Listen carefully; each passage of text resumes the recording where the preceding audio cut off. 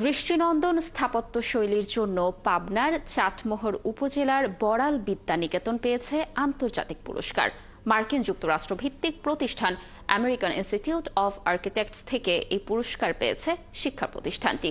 নান্দনিকতার ছোঁয়ায় নির্মাণ করা বিদ্যালয়টি যেমন সুনাম কুড়িয়েছে, তেমনি এলাকার ঐতিহ্য বাড়িয়েছে। মুস্তাফিজুর রহমানের তথ্য ছবিতে প্রতিবেদন।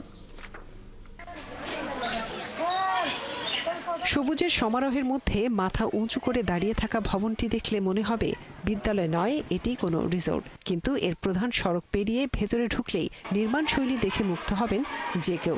একদিকে প্রযুক্তি, অন্যদিকে আধুনিকতার ছোঁয়া, দুয়ে মিলে তৈরি হয়েছে নজরকাড়া 2 তলা এই ভবন, যেখানে পড়াশোনা করে পিছিয়ে পড়া জনগোষ্ঠীর শিশুরা।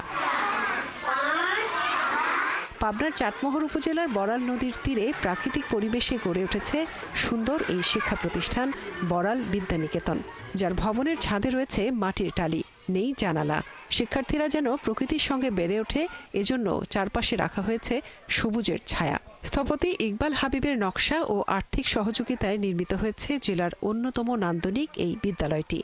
তবে শুধু নির্মাণ শৈলীতে এগিয়ে নয়, এর শিক্ষা ব্যবস্থায়ও নতুনত্ব রয়েছে।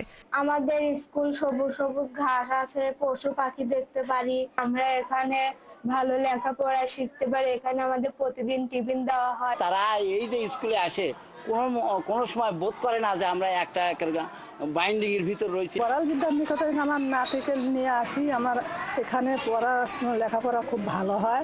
1 একর জায়গায় সম্পূর্ণ প্রাকৃতিক পরিবেশে নির্মিত এই বিদ্যালয়টি পেয়েছে আন্তর্জাতিক মানের পুরস্কার। গত বছরের 26শে অক্টোবর হংকংয়ে অনুষ্ঠিত একটি অনুষ্ঠানের মাধ্যমে এই পুরস্কার তুলে দেওয়া হয়। টিনের ঘরে এরকম পড়ানো হতো, নিচে পড়ানো হতো, এরকম অবস্থায় ছিল।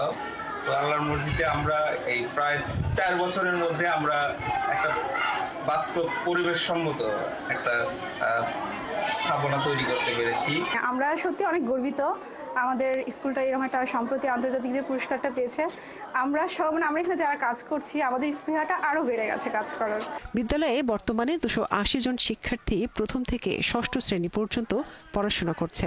শিশুরা যেন প্রাকৃতিক পরিবেশে বেড়ে উঠতে পারে, তাই এমন উদ্যোগ জানান বিদ্যালয়ের উদ্যোক্তা। বিদ্যানিকেতনের স্বপ্ন হলো যে এখান থেকে যে ছাত্ররা বের হবে, তারা যেন একটা সুন্দর বাংলাদেশ করতে পারে। শুরু থেকেই কিন্তু একটা স্বপ্ন আমাদের ছিল যে এখান থেকে যারা বের হবে তারা কতজন ডাক্তার ইঞ্জিনিয়ার হবে সেটা না, কতজন মানবিক মূল্যবোধ নিয়ে বের হবে সেটা ছিল আমাদের মূল চাওয়া।